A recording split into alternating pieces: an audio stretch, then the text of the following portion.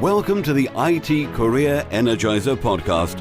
For anyone who wants to build and grow a career in IT, develop and improve your strengths and skills, be inspired and motivated by the successes of others, manage your career progression, and achieve your IT career goals. And now, your host, Phil Burgess.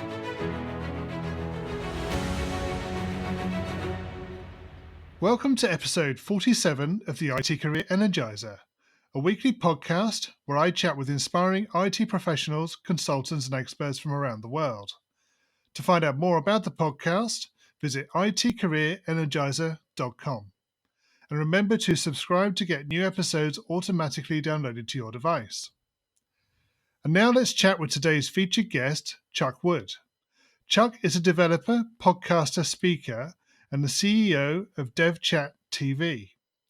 He's host of several popular tech podcasts, including JavaScript Jabber and Ruby Rogues, as well as being an independent software consultant with a focus on Ruby, Ruby on Rails, JQuery, Prototype.js, and other web technologies.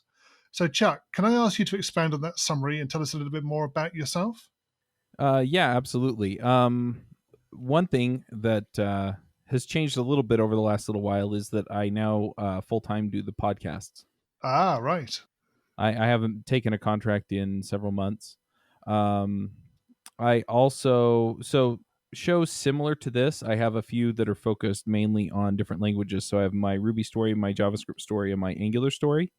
And I have been creating courses for developers at this point. So the course that I am currently producing is how to find a programming job. And it walks you through the process of getting to know people, finding the people you want, doing research on companies, and identifying the kind of job you want. So there's a lot going on there. I've had a lot of people ask me questions about it. And so I just kind of put all of my general knowledge together. And, within a few months, you should be able to find a job that you'll actually like. I know a lot of people, they find it easy to find a job, but not necessarily to find the job they like. And that's kind of the push for that. Yep. Can you share maybe a unique career tip with the IT Career Energizer audience? Honestly, the big career tip that I would put out there that you probably don't hear a whole lot, but is something that made me much, much happier was don't be afraid to strike out on your own. Yes. So I went freelance, 8-9 years ago now. And honestly, I was much happier doing that. I made better money doing that. And a lot of people, they hear that and they're thinking, okay, so after I've been programming for, umpteen zillion years, I can go out and I can freelance. And what I found is that if you can solve a problem for somebody and you can convince them that you can solve the problem, then you can go freelance today. Yep. And so that's the big career tip that I would put out there for people is, yeah, it sounds a little bit scary if you haven't done it before, but just go out there and try it. And this is something you can try part-time on your own time, just to figure out what's available and how it all works. So yeah, go find a contract and just do it. And then if you're happier working your contract than your full-time job, then find another one and quit. But seeing other people in the industry, they tend to be quite reluctant to take that step. Mm-hmm. I suppose it's having that safety net of working for a company and having that feeling of security.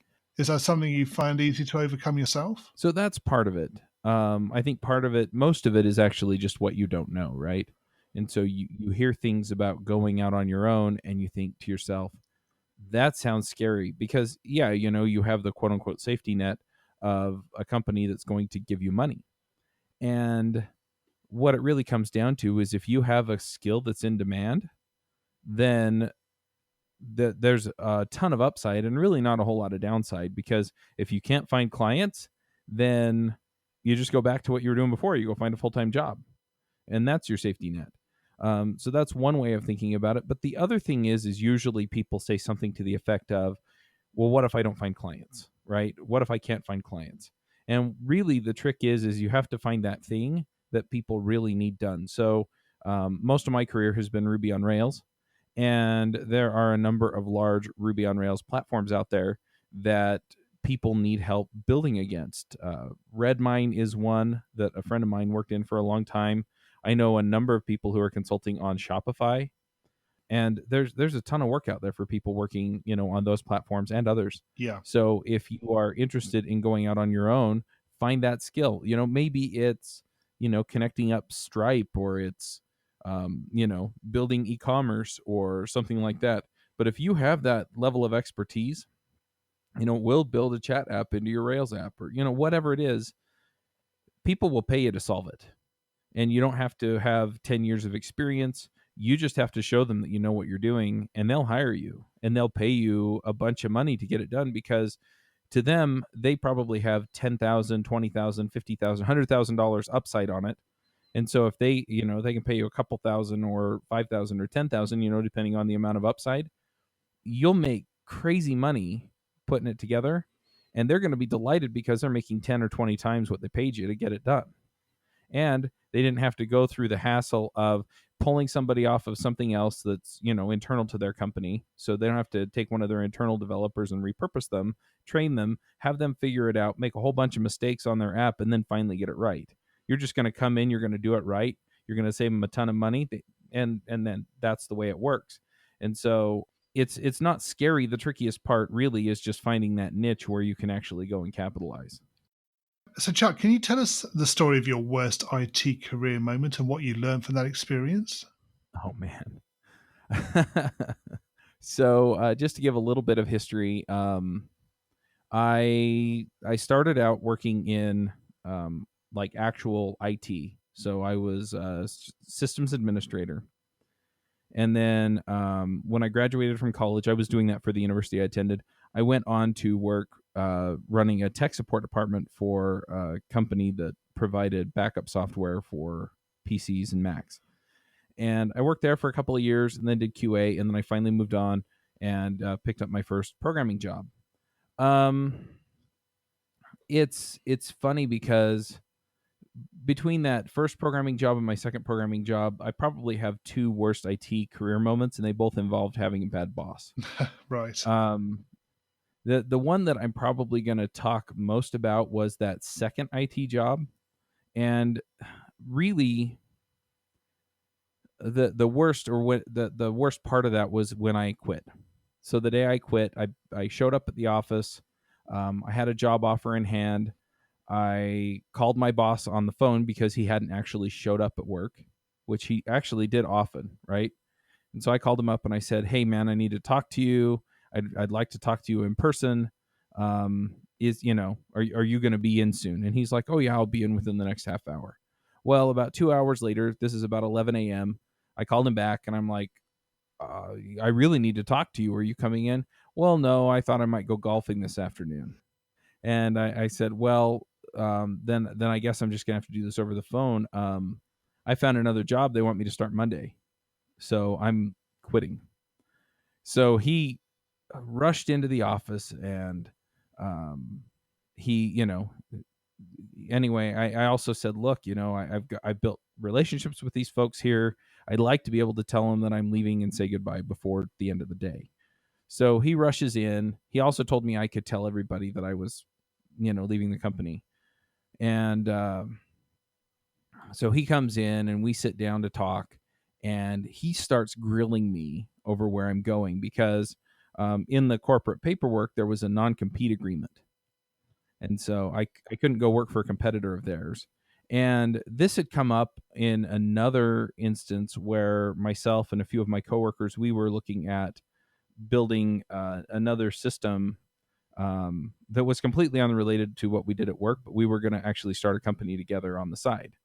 And he kiboshed that and basically said, "Well, we did that once upon a time, and so it's in violation of your non-compete because we still own the brand." Yes. Even though they hadn't done anything with it in like 3 or 4 years. So, this kind of gives you an idea of, this boss. So anyway, so he sits me down and he grills me about where I'm going.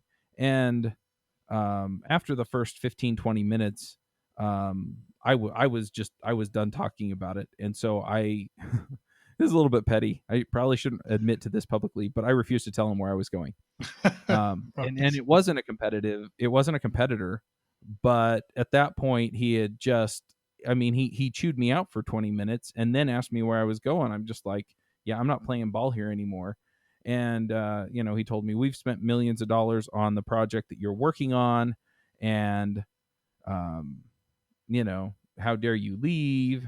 And anyway, so after getting essentially yelled at for 2 hours, I walked back out, wrap things up with my team, let the handful of people that I hadn't talked to before I talked to him let know that I was leaving, and then packed up my stuff. And the thing that I find is that I connect most with the people in the jobs that I have, and not necessarily the technologies or the apps. And so for me, that's why that reflects to me as my worst career moment, is because it was this horrendous experience with somebody that I started out admiring. Yeah, so the relationship had broken down. The relationship was very much one-sided to begin with, I think. Can you take us maybe to your career highlight and greatest success and tell us about that? So it's interesting, just to give a little bit more context. So I worked for each of the companies I worked for full-time as an employee for about a year each, except for my last one. I worked for them for about 6 months, and then I went freelance back in 2006. Was it 2006? No, it was 2010.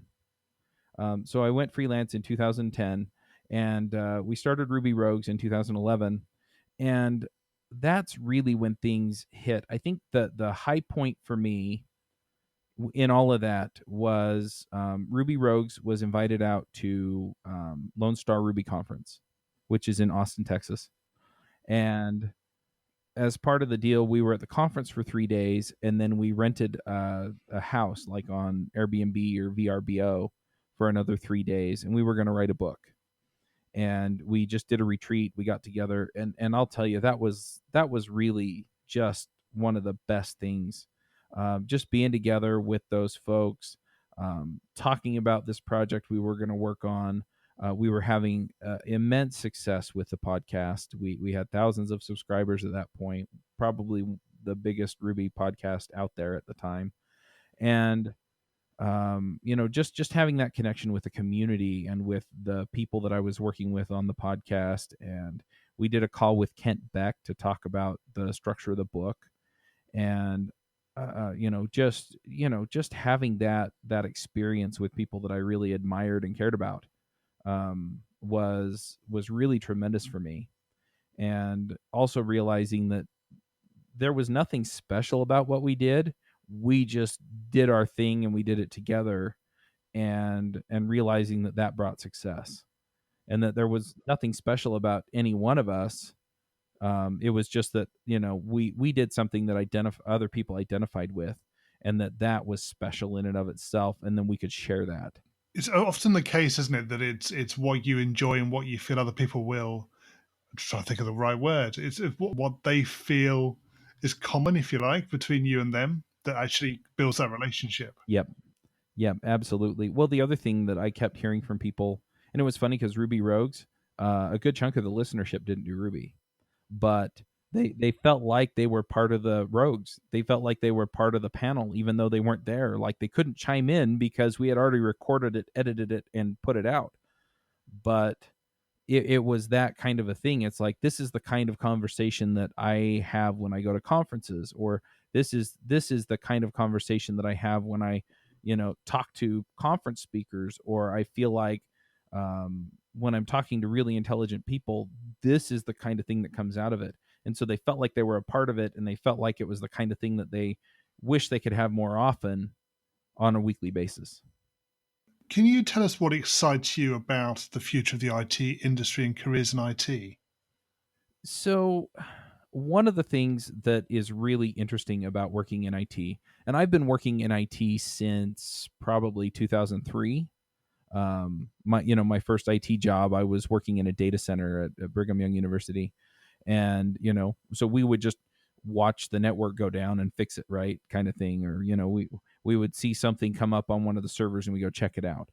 And then from there, into being on the team that had the systems administrators on it, working with VMware, and all the way up to today, where we're writing apps for the web, and we see we see things to the point now where you can write an application for the web basically by writing an HTML page that has a body tag and then loading Angular or React or something like that and doing everything else in front end JavaScript.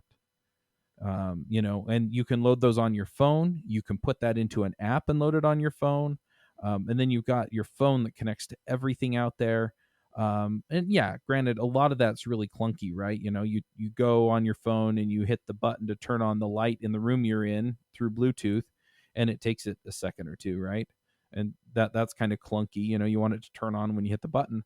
But what happens when all of this kind of comes together, right? So what happens when we see things like augmented reality tie into the sensors in our house, and then all of the sensors in our house give enough information to actually, predictively take care of certain things for us, so we don't even have to think about it.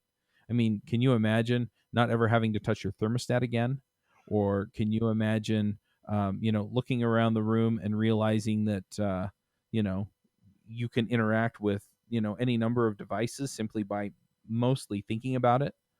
I mean, we see all of these things that are and basically I see it as kind of a merging of like augmented reality, big data and machine learning, artificial intelligence, Yes. and IoT.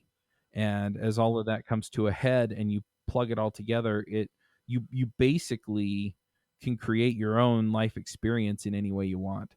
And we get to pioneer that, and that's really cool. Also just the capabilities for data storage and data communication as those become better. I mean, are we even going to have data centers in 10 or 20 years, or is all that information just going to be in the cloud, and the cloud is what everybody's carrying around in their pockets? There are so many possibilities, and it's really interesting to see just where we're going with a lot of it. And so, being in IT, whether you're doing something that seems rather mundane or whether you're out there writing the next big app for the iPhone, you're contributing to it. And it's all going to change. It changes so quickly, and it's changing more and more quickly. And that's so exciting to me, just to see what all these capabilities are. I'm heading to CES next month, and just to see what people are putting out there. And anyway, there are so many things that people just come up with and pull together, and that changes everything. We walk around with sensors on our wrists that tell our heart rate, and how long before it's telling things like body temperature, and all of these other things, and then starts telling you, you have a cold, go rest. Or I mean, there are just so many possibilities with this stuff. How long before a type 1 diabetic with the sensors on their arm and a little bit of input from somebody who's an expert, they don't have to give themselves shots anymore, right? They have the pump on their hip, and the pump is practically invisible, and it just automatically gives them the right amount of insulin for whatever they ate. It's kind of exciting, just how far this can go. We're going to move into the reveal round now. Are you ready for this? Yeah, go for it. So, what first attracted you to a career in IT?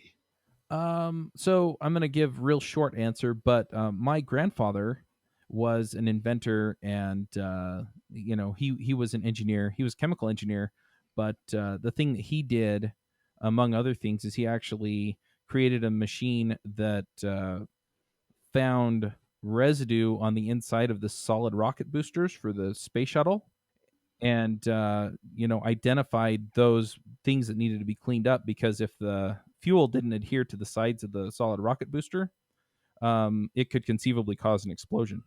And so he solved that, working for Rockwell International during his career. And then as I grew up, he was always tinkering and inventing different things with computers.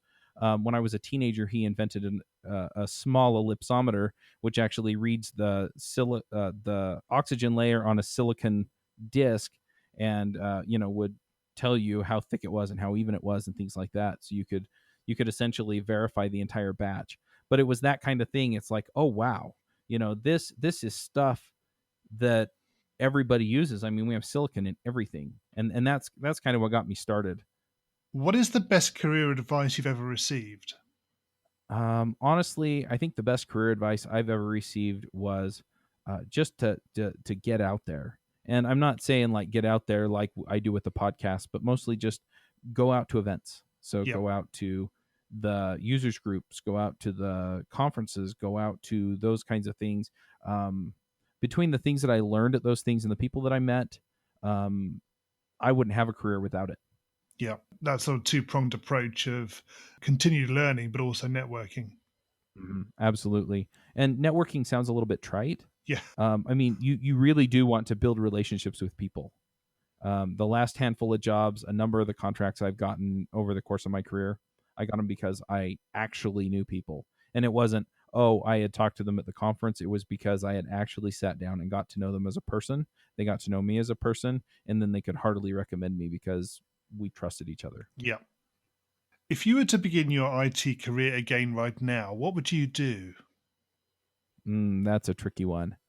Um, I mean, if I could just start anywhere, I would probably go for machine learning at this point. It's a growing field. It's really exciting. I mean, I think you need some expertise in other areas to get in. So, like an absolute IT beginner probably can't just jump right in.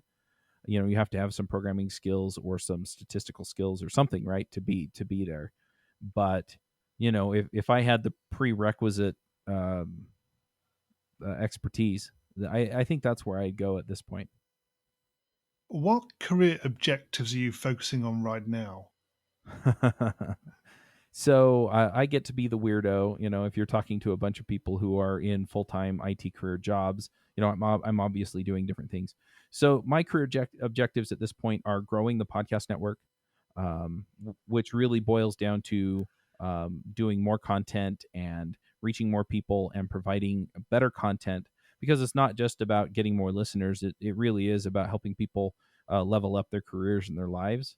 And then the other thing that I'm working on is making things easier for podcasters. So I'm working on a software as a service application that will help podcasters manage their content delivery and sponsorships.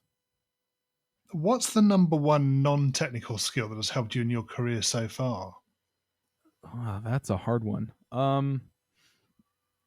Honestly, I think the number one non-technical skill that has helped me most in my career is the ability to listen and then provide consistent and solid feedback.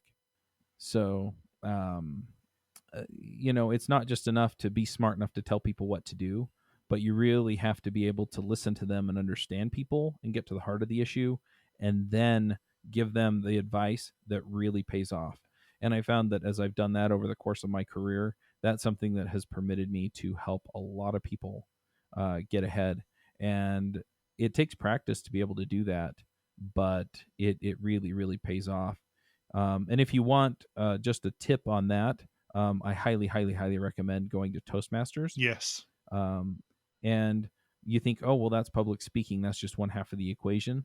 But it's also evaluation and feedback, and all of those things kind of tie together. And so you will learn to listen and you will learn to be constructive in your feedback.